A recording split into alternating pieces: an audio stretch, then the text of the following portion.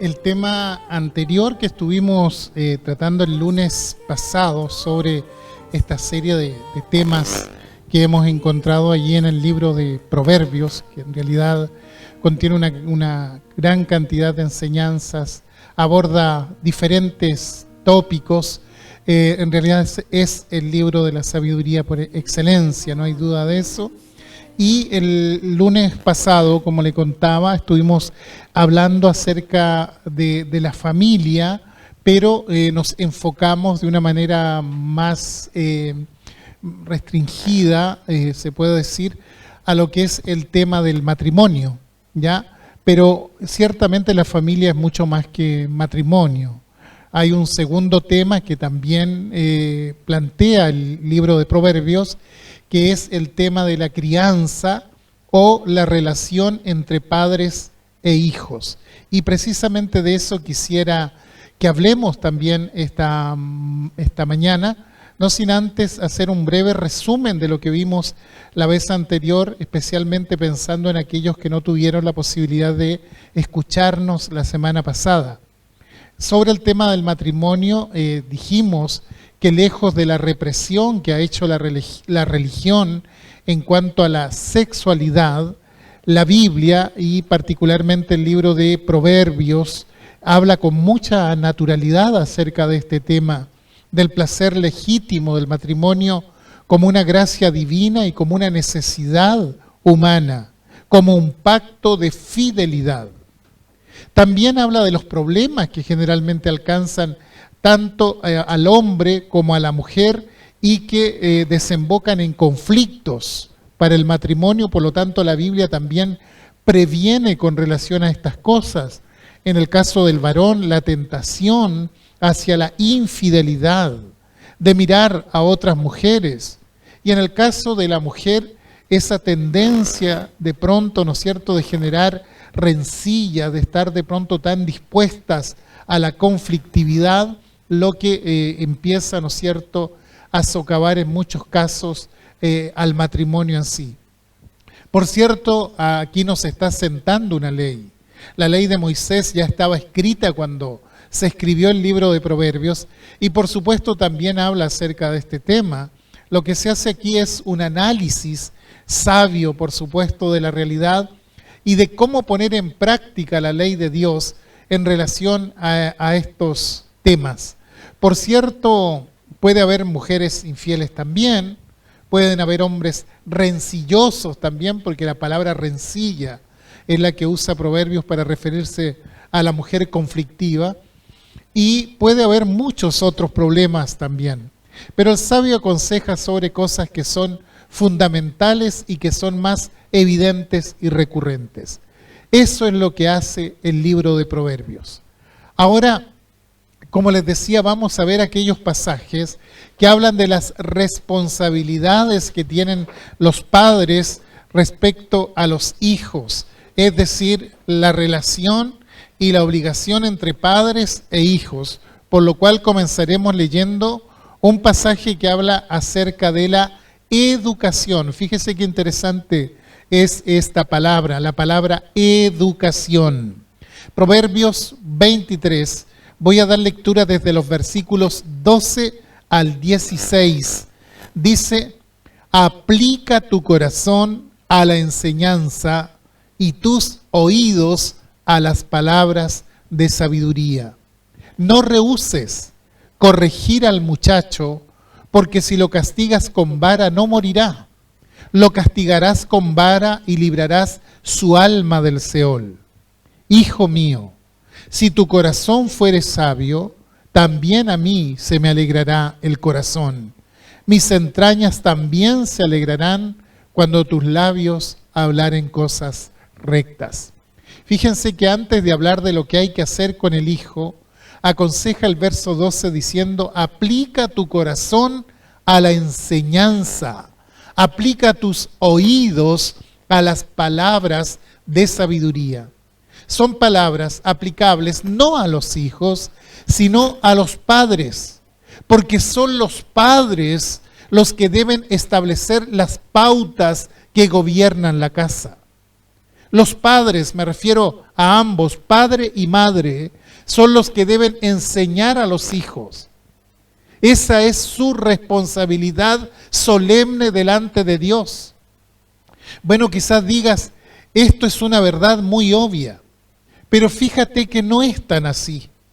Inclusive hoy por hoy se está poniendo en tela de juicio esto si de los padres tienen el derecho preferente de educar a sus hijos o no los tienen. Y hay muchos padres que no enseñan a sus hijos, que delegan la enseñanza de sus hijos a otras instituciones. Pero aquí dice que esa responsabilidad prioritaria y fundamentalmente recae sobre los padres. Y es lógico, porque de la familia, ¿quiénes son los que más saben? ¿Quiénes son los que tienen más experiencia? ¿Quiénes son los que han vivido más? Son los padres. Por tanto, son ellos los que deben establecer las normas para la convivencia, los que deben establecer los horarios, los que deben establecer la alimentación que se va a servir en la mesa, los que deben controlar las amistades de los hijos, los que deben orientar a los hijos con relación a la educación, etc. Porque el hijo no aparece nunca en la Biblia como un ser autónomo, independiente. Es decir, no es la persona que hace lo que quiere, sino por el contrario, está bajo autoridad. Y esto se marca muy claramente en la Escritura, de que el hijo está bajo la autoridad de sus padres. Entonces es el padre el que tiene que aplicar su corazón a la enseñanza, la madre, la que tiene que aplicar los oídos a las palabras de sabiduría. Tiene que escuchar lo que Dios dice y transmitir lo que Dios dice a los hijos. El padre y la madre, ¿verdad? Ellos están entre medio de Dios y de los hijos. Son el eslabón. La educación siempre corresponde al padre en la Biblia. Es una constante, al padre y a la madre, porque es algo que tiene que ir de la mano de los dos. Fíjese, por ejemplo, lo que dice Proverbios 1:8. Dice, oye, hijo mío, la instrucción de tu padre y no desprecies la dirección de tu madre. Quiere decir que el padre y la madre, ambos son llamados a instruir y a orientar a los hijos. La tarea es de los dos. Cuando se habla de los resultados de la educación, dice Proverbios 23:25, alégrense tu padre y tu madre y gócese la que te dio a luz. Es decir, ambos educan. Los dos son los que deben tener el gozo del beneficio y el fracaso. Dice Proverbios 17:25, el hijo necio es pesadumbre de su padre. Es un pesar, es un dolor de cabeza para su padre y también es amargura, dolor de corazón para su madre, la que lo dio a luz. La educación es un asunto que tienen que asumir los dos, padre y madre. Ambos tienen que educar, o sea, deben dar dirección, deben orientar o aconsejar a los hijos, deben guiarlo. Así el gozo de un hijo bien educado va a ser el gozo también de ambos, de papá y mamá. Y el fracaso del hijo va a ser el dolor también de los dos, si esto va mal. Pero nunca aparece esta disociación que nosotros a veces tenemos con la educación. El papá y la mamá siempre aparecen en la Biblia como los dos actores de la educación. Ambos instruyen, ambos dirigen, ambos enseñan. Sin embargo, esto que parece tan obvio, en la práctica no siempre es así. Vemos en muchos casos que solo uno asume la educación y claramente esto debilita la instrucción del hijo. Porque solamente a modo de ejemplo, hay madres que en vez de encarar el problema dicen, se lo voy a decir a tu papá, o el papá que dice, se lo voy a decir a tu mamá. Y cuando esto ocurre, es porque uno de ellos está renunciando a su responsabilidad, a su autoridad. Está diciendo, yo no tengo autoridad frente a esto. No. El matrimonio tiene que organizarse de forma tal que los dos ejerzan autoridad frente a los hijos. La madre tiene toda la autoridad de establecer algo sin tener que referirlo al padre o viceversa. Espérate nomás, dice la mamá. Ya llegará tu papá y ahí te vas a arreglar con él. ¿Y qué es lo que está diciendo con esto? Está diciendo que ella no tiene autoridad. A veces nos confundimos debido a que en las cartas apostólicas aparece el orden matrimonial presentándose de la siguiente manera. Marido como cabeza y luego lo demás. Pero en el tema de la educación de los hijos se marca que ambos padres son responsables de esto. Son los dos los que tienen que asumir esto y no pueden echar la carga sobre uno nada más. Por otro lado, el verso 13 del capítulo 23 que leímos al comienzo dice, no rehúses corregir al muchacho, porque si lo castigas con vara no morirá. Y acá aparece una palabra bien interesante y me refiero a la palabra rehusar. ¿Qué es rehusar? Rehusar es eludir la tarea. En otras palabras, no eludas la tarea que te ha sido encomendada. Implica el no asumir la paternidad. Si no se asume la paternidad, entonces esto es algo que Dios condena. Y asumir la paternidad no es simplemente tener un hijo y reconocerlo como tal. La paternidad implica responsabilidad. Ambas cosas van juntas. Cada matrimonio que quiere tener hijos debe saber que por lo menos le van a venir 20 años por delante de crianza, de educación. La paternidad no se consolida cuando nace el hijo. Ahí empieza recién. Es lo mismo que el matrimonio. El matrimonio no se consolida cuando ambos cónyuges se juramentan su amor. Ahí recién comienza.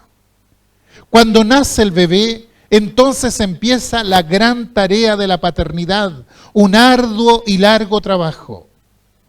No rehúses, dice la palabra, a corregir al muchacho, porque si lo castigas con vara no morirá. No rehúses, no eludas la tarea de la paternidad. Ese es el consejo que nos da la sabiduría, la Sagrada Escritura. No asumir la paternidad es rehusar a ella, y hay formas muy comunes hoy de rehuir a la paternidad, por ejemplo, derivándola o descargándola sobre otros. Pueden ser familiares, por ejemplo, como la abuela, la tía, y muchas abuelas que crían o deben criar a sus nietos, tías que deben criar o deben educar a sus sobrinos, o también las instituciones, como la escuela o como la iglesia, donde muchos padres dicen, yo lo envío allá, que ellos lo eduquen. Cuidado con esto. Una escuela no educa. ¿Sabe lo que hace la escuela? Escolariza. El problema es que hemos confundido los dos conceptos. El concepto de educación y escolarización son muy distintos. La educación es en la casa. La escolarización es en la escuela. Entonces yo no puedo decir, voy a enviar a mi hijo a la escuela para que lo eduquen. ¿Se entiende? Claro que pueden ayudar en la tarea, pero no son ellos los que están dando, los que son responsables ante Dios de dar la enseñanza al niño, la enseñanza espiritual al niño. Yo no puedo decir, voy a enviar a mi niño a la iglesia para que la iglesia lo eduque. Claro que la iglesia puede, por supuesto, colaborar, puede fomentar la enseñanza espiritual, pero la primera responsabilidad son de los padres. Porque imagínense, ¿cuánto tiempo dura una escuela bíblica? ¿1 hora? ¿1 hora y media? Es muy poco lo que se puede hacer en ese periodo. La escuela tampoco está para educar. La escuela va a instruir, va a escolarizar, pero la educación es un asunto de los padres. Hay padres que dicen, no sé de a dónde me salió tan mal educado este muchacho, si yo lo mandé a la mejor escuela, a la más cara. Está equivocado, rotundamente equivocado, porque no lo mandó a la escuela para que lo eduquen. La educación tiene que venir desde la casa, estimados padres. No podemos encomendarle a un profesor que eduque a nuestros hijos. Ellos harán lo que puedan. La autoridad realmente la tiene usted, que es el padre, que es la madre. La mayor influencia de una persona no viene de la escuela, sino de los padres, es decir, desde su hogar. Entonces Proverbio nos dice que no debemos rehusar a la paternidad, que no descarguemos nuestra responsabilidad sobre otros. En toda la Biblia los responsables son los padres. Ellos tienen que responder ante Dios en cómo van a criar o educar a sus hijos. Para Dios la educación no tiene que ver con lo institucional, no es la institución humana la encargada de la educación. Fíjese que Israel, aun cuando el templo era un lugar de enseñanza, porque el sacerdote tenía que transmitir la ley, y las sinagogas eran escuelas prácticamente, donde los niños aprendían a leer, aprendían, ¿no es cierto?, los elementos básicos de la vida, se les enseñaba la ley de Moisés. Y a pesar de todo eso, sin embargo, subraya la responsabilidad paternal en lo concerniente a la educación. Dios no le dice a los padres, miren padres, no se olviden ustedes de mandar a sus hijos los sábados a la sinagoga para que lo eduquen. No dice en ninguna parte así. Tampoco dice, dile a tu hijo que respete al sacerdote cuando éste le esté enseñando la ley de Moisés. No, siempre está diciendo, recalcando, que la educación no es un asunto que pase por la institución. Hay una institución que es el matrimonio, el padre y la madre, quienes son los únicos responsables delante de Dios de educar a sus hijos sobre los principios de fe y sobre la vida en general. Y por tanto le dice a los padres, no rehuses asumir esta responsabilidad. No rehuses. Debes llevarla a cabo. Ahora bien, ¿cuál es la finalidad de la educación? ¿Por qué educamos a nuestros hijos? Proverbios, en el pasaje que leímos, en el capítulo 23, versículos 15 y 16, dice, Hijo mío, si tu corazón fuere sabio, también a mí se me alegrará el corazón. Mis entrañas también se alegrarán cuando tus labios hablaren cosas rectas. Aquí podemos ver las dos metas o los dos propósitos de la educación. En primer lugar, hay que crear un corazón sabio en los hijos. Una sabiduría que venga desde adentro, del interior. No la sabiduría de meterle conocimiento en la cabeza como si fueran sacos. No. Una sabiduría de producir conductas morales y espirituales. Algunas veces hemos visto a niños cuyos padres le llenan la cabeza porque los mandan a todas las escuelas, a todos los talleres y todo le llenan la cabeza, y uno conversa con esos niños, con esos jovencitos y nota que tienen un tremendo conocimiento teórico, pero no saben vivir. No tienen una conducta realmente acorde con lo que supuestamente ellos saben. Es decir, tienen un bagaje importante de instrucción, pero les falta la otra parte. Las angustias de la vida y los problemas de la vida no se solucionan estudiando historia. Se solucionan sabiendo vivir, y por eso aquí dice, hijo mío, si tu corazón fuere sabio, y hace énfasis al corazón, a la parte interna del ser humano. Quiere decir que hay que buscar la sabiduría del corazón, que el universo interior sea sano, que sea puro, que sea limpio, que busque la voluntad de Dios. Y este es el primer objetivo de la educación en la familia. Y en segundo lugar, Dice que hable con rectitud. Mientras que la primera frase que mencionamos sobre el corazón sabio se habla del mundo interior, la segunda muestra lo que sale hacia lo exterior. ¿Se acuerdan de la frase de Jesús cuando dice que de la abundancia del corazón habla la boca? Indica que hay que llenar el corazón en tal forma que el hijo sea honesto en sus palabras y honesto en su conducta. Lamentablemente la palabra honestidad cada día cae más en desuso. Es una palabra que la tenemos que inculcar desde la casa. Es un principio que tenemos que inculcar desde el hogar. Y ahora veremos la síntesis de la tarea educativa. Para ello les pido que busquen el capítulo 22, verso 6, si tiene la Biblia ahí, y si no, escuche simplemente. Dice, instruye al niño en su camino, y aun cuando fuere viejo, no se apartará de él. Este es el versículo clave, creo yo, de todo el libro de Proverbios en lo concerniente a la educación.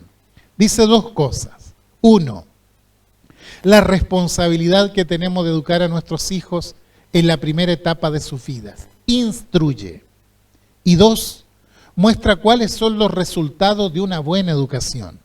Todo esto está en este versículo porque marca los dos extremos de la vida. Primero tenemos al niño. Abarca desde el nacimiento hasta la juventud. Es el extremo de abajo, del inicio. Y segundo tenemos al viejo, al anciano, en referencia a los años de la madurez. Quiere decir que toma los dos extremos de la vida para decir lo que se hace en el uno y cómo se va a mantener en el siguiente. Instruye al niño y aun cuando sea viejo, llevará consigo esa enseñanza. Es decir, el modelo que recibe alguien cuando es niño, lo llevará durante toda su vida hasta la ancianidad. Hay quienes piensan que las personas a medida que se acercan a la vejez son más mañosas. ¿Ha escuchado eso usted? Como que se le exacerba el mal genio. ¿Por qué pasa eso? ¿Sabe por qué? Porque en el tiempo que se debió haber sembrado en ellos, ¿verdad? El tema de la instrucción no se hizo correctamente. No sembraron en el tiempo que debían sembrar en su vida. Y entonces cuando llegan al final, aparece eso. Se expresa en los últimos años lo que no se sembró antes. Se fijan que la gente, sin saber de la Biblia, se da cuenta de lo que pasa solo a partir de lo que ven, de la experiencia. Porque ven casos de personas que muestran su faceta más negativa justamente cuando ya están en la parte final de su vida. Su faceta más caprichosa. ¿Por qué pasa eso? Porque no sembraron a tiempo o no se sembró en ellos a tiempo. Es decir, que hay una siembra que se hace en la infancia y en la juventud que va a seguir a la persona hasta el final de sus días. ¿A qué se refiere Proverbios cuando usa la palabra niño? Para nosotros casi siempre un niño es una persona de 10 hasta 12 años a lo mucho. Pero en la Biblia no. Un niño era hasta la emancipación, hasta que se iba del hogar de los padres a hacer su propia vida, hasta que era joven y ya se podía valer por sí mismo. Quiere decir que esta palabra abarca todo eso. La misma palabra hebrea que se usa en diferentes lugares para recién nacido, se usa también para joven. Por ejemplo, cuando David sale para vencer a Goliat, en hebreo se le llama niño. El hecho de que él esté con su padre todavía en casa y sus hermanos estén en la guerra, significaba únicamente que él aún era un niño. No se puede marcar una edad exacta porque evidentemente varía esto de acuerdo a las épocas, a la cultura, a la expectativa de vida. Por ejemplo, cuando la expectativa de vida llegaba a los 40 años, una persona de 16 años ya tenía que ser una persona madura, porque la sociedad se organizaba en tal forma. Hoy en día la niñez se ha extendido evidentemente y lamentablemente, y solamente por una cosa de experiencia, tenemos niños de hasta 25, 27 años aproximadamente, niños de 25 años. Quiere decir que ese es el tiempo que marca el versículo para sembrar en la vida de la persona.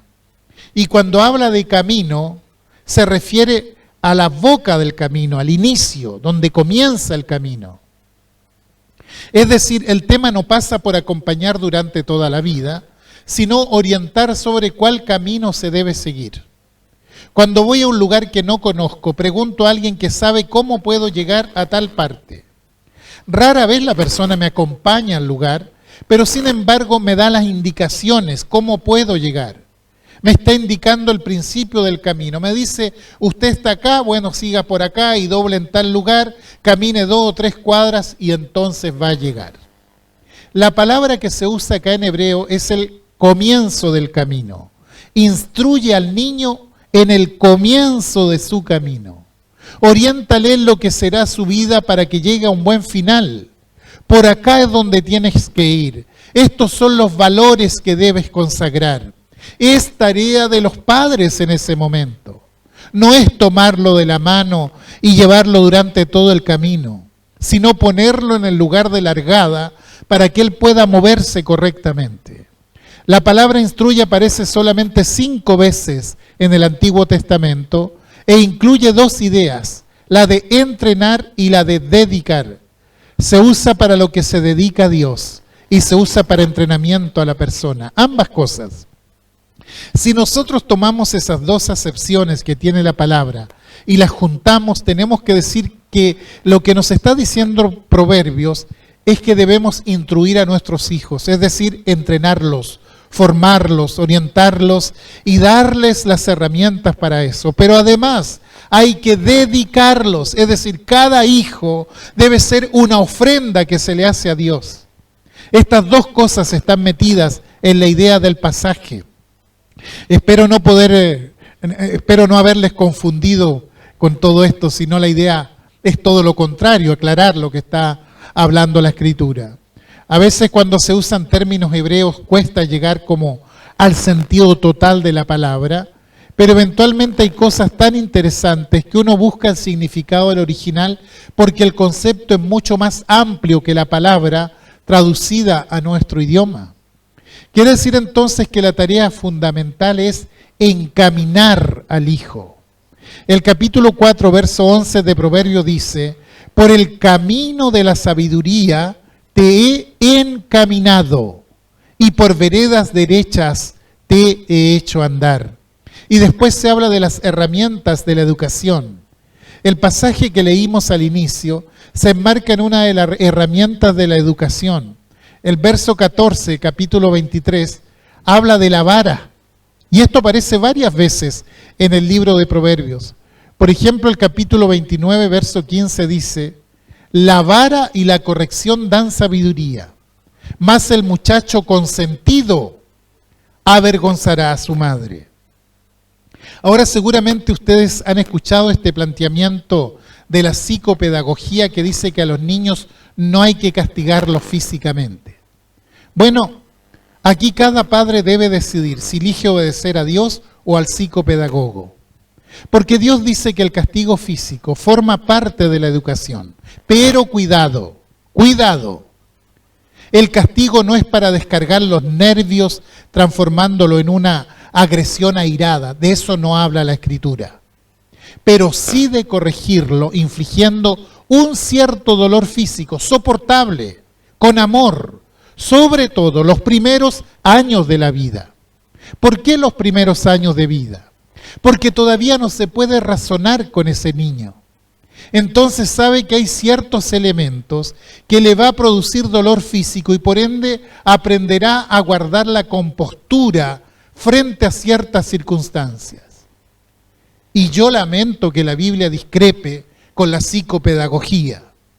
Pero si tengo que elegir entre lo uno y lo otro, creo sin temor a equivocarme que el sabio aquí es Dios.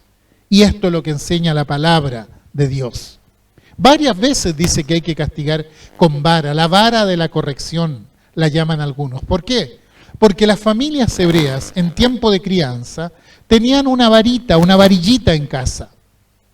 Entonces cuando el niño se portaba mal y no hacía caso a la amonestación, el padre o la madre tomaba la varillita y le daba en aquel lugar que Dios preparó de antemano para eso. Por cierto, hoy como estamos tan civilizados, esto horroriza a la gente. Claro, porque obviamente hay padres que cometen exceso y de eso estamos totalmente de acuerdo con eso y no podemos nosotros coincidir en lo absoluto. Pero sí hay padres que cometen exceso en cuanto a sus castigos. De eso no habla la Escritura. Ahora, el hecho de que ciertos padres cometan excesos no quiere decir que el asunto por definición esté mal. Hay mucha gente que abusa de los ansiolíticos, por ejemplo, pero no por eso vamos a concluir que no hay que tomarlos si el médico los prescribe. Hay gente que se horroriza con el vino, pero no lo prohíbe en sí, sino que hay que ser medidos en su consumo. Todo debe ser en su medida, todo debe ser con equilibrio. Entonces no estamos hablando de tomar al hijo y descargar los nervios sobre él. Lo que la Biblia está hablando es educar al hijo, educarlo. Hay que entender el sentido porque hay psicopedagogos cristianos que opinan al respecto y leyendo las referencias bíblicas al respecto retuercen el versículo hasta que al final la vara desaparece. Pero si uno lee, resulta que la vara está allí. Y fíjense que el hombre antiguo en su sabiduría sostenía que no se le debía pegar a un niño con la mano. ¿Por qué? Porque la mano era un instrumento para acariciar, era un instrumento de amor, de afecto. Entonces cuando la mano del padre se acerca al niño, él no tiene que temerla. No es a la mano a la que tiene que temer, sino al otro instrumento que intermedia entre el padre y el hijo y que es la varita. Bueno, cada familia tiene sus intermediarios. Cada padre, cada madre seguramente por ahí ya identificó cuál es su intermediario. En nuestra casa el intermediario era el denominado chicote, que era un cinturón de cuero. Recuerdo que se aplicaba la ley del chicote.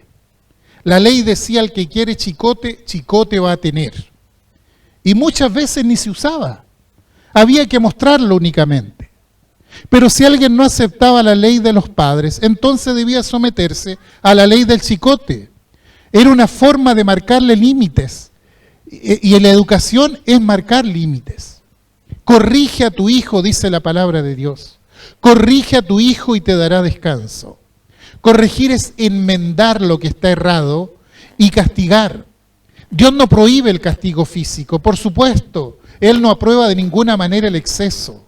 No aprueba los desbordes emocionales, pero tampoco cree que todo pasa por lo verbal. El humanismo crea métodos que no funcionan en la realidad. Hoy tenemos una generación de gente muy mal educada. Lo que quiere decir que después que se arruina toda una generación, recién se dice, parece que nos equivocamos. Bueno, si no quiero equivocarme en algo tan serio como esto, debo ir directamente al que tiene autoridad, o sea, a Dios y su palabra. Quiere decir que la Biblia marca todo esto y dice, el que detiene el castigo, a su hijo aborrece. Y dice además que el que lo ama, desde temprano lo corrige. Hay gente que dice, pero el niño no entiende. No se equivoquen, el niño entiende y entiende desde muy temprano. Ah, no, es que el niño no sabe. No, si el niño sabe. No se puede caer, ¿no es cierto?, en estas conclusiones.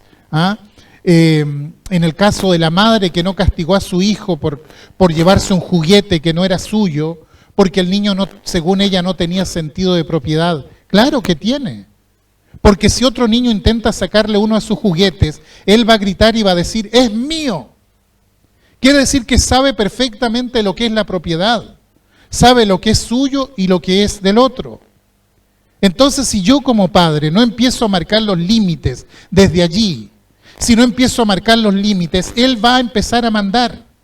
Y voy a empezar a pasar vergüenza delante de la gente. Entonces uno no puede negarse a la educación de sus hijos. Es un gran desafío ser padres.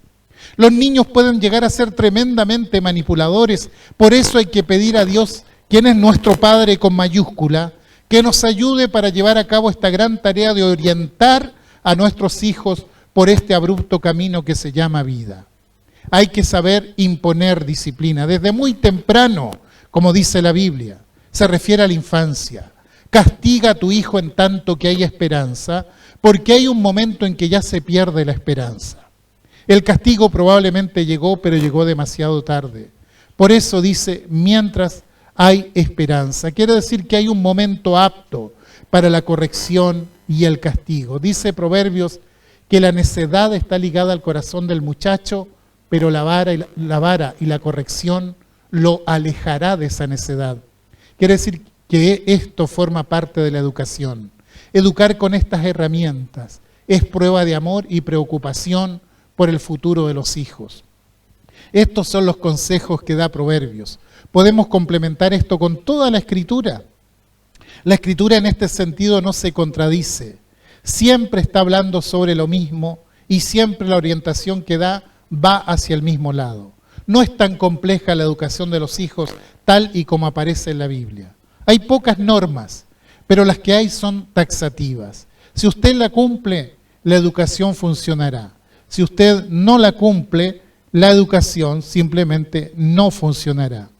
Hay algunos padres que ven la adolescencia como el gran drama de la vida.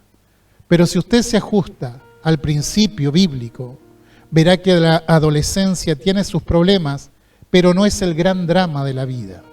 Tiene su problema porque es un acomodarse a una realidad que es difícil de aceptar, que es la realidad que vivimos nosotros todos los días.